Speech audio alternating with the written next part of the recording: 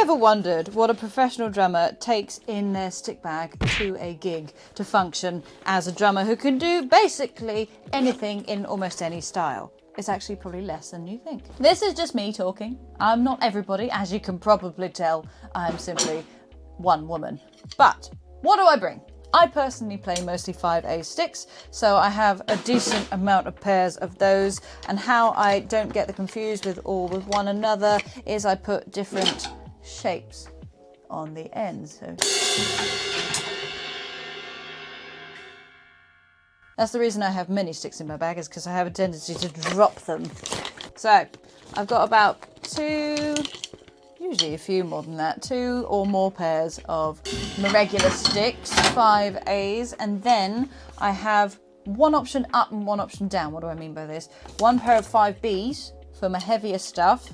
Don't play that much heavier stuff, so I only need one pair, and also a pair of 7As. Same story. If I need to play just that smidge lighter, I can if I want to. There are all the other sticks. Okay, more 5As.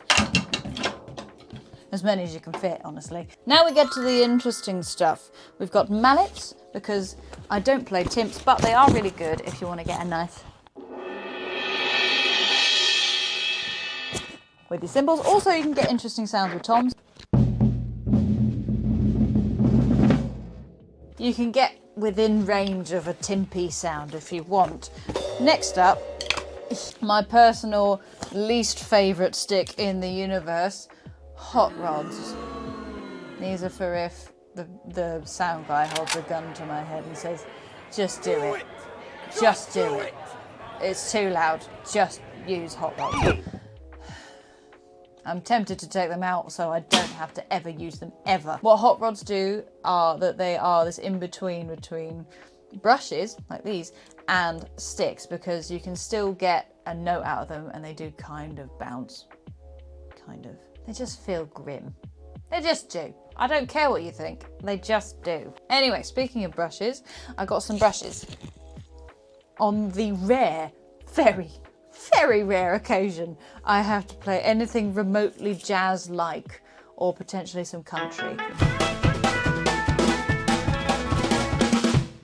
So you never know. But honestly, all of that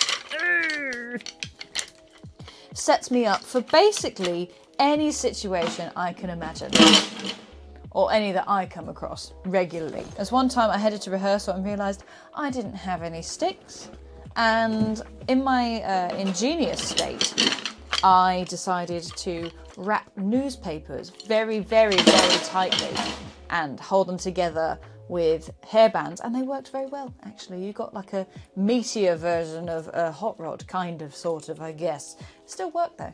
Very good. I highly suggest if you are in a pinch. Other than that, what else have I got? Let's look in the front pocket. So I have my trusty pencil case with various bits and bobs, and also my in-ear monitors, because I just always will need them, and if I don't have them I feel very nervous.